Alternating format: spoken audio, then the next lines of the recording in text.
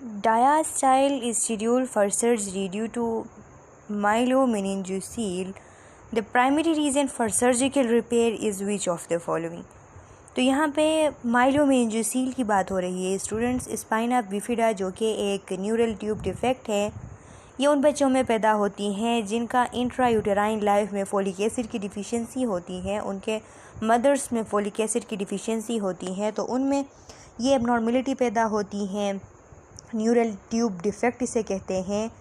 जो उनका bake reason होता है, इसमें वर्टिब्रल कॉलम के ऊपर कहीं पे भी बन सकते हैं, लेकिन मेनली जो लंबे रीजन होती हैं वहाँ पे बनते हैं। और लंबे रीजन में एक बड़ी सी सेक बनती है जिसके अंदर फ्लूइड भी होता है, और कभी कभार जब बहुत ज़्यादा सीवियर फॉर्म इसकी होती हैं तो उसमें नर्वस टिश्यूज़ भी, नर्व भी उसमें प्रोट्रूड होते हैं। तो इसके 3 टाइप्स है, स्पाइना बिफिडा ओकल्टा, जो कि इसकी सबसे माइल्ड फॉर्म है। उसमें एक छोटा सा डिम्पल बनता है लंबर रीजन में वर्टिब्रल कॉलम के ऊपर, कोई सेक वगैरह नहीं बनते।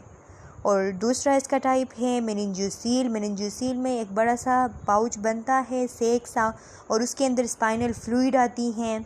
और इसका जो तीसरा टाइप है वो है माइलोमेनिंजोसील, जिसका यहाँ पे जिक्र हो रहा है।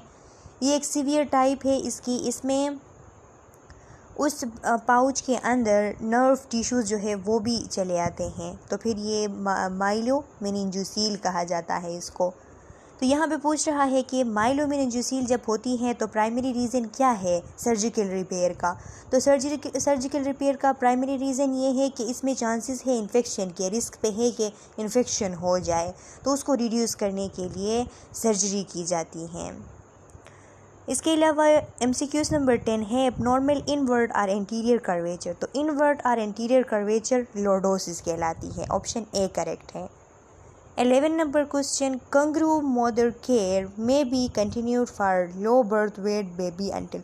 कंगरू मदर केयर एक ऐसी केयर होती है कि जिसमें प्रीमेच्योर बच्चा जब पैदा होता है उसकी वेट नॉर्मल बर्थ वेट से कम होती है, लो बर्थ वेट होती है, तो उसे मदर जो है वो अपने स्किन के साथ अटैच करके केयर प्रोवाइड करती हैं, तो उसको कंगरू मदर केयर कहा जाता है। और ये कब तक की जाती है, इस क्वेश्चन में ये पूछा जा रहा है।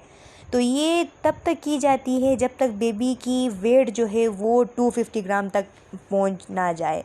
जब 250 ग्राम तक पहुंच जाती है तो फिर इस केयर को बंद कर दिया जाता है। MCQ नंबर 12 है गुलियन बेरी सिंड्रोम। गुलियन बेरी सिंड्रोम क्या है?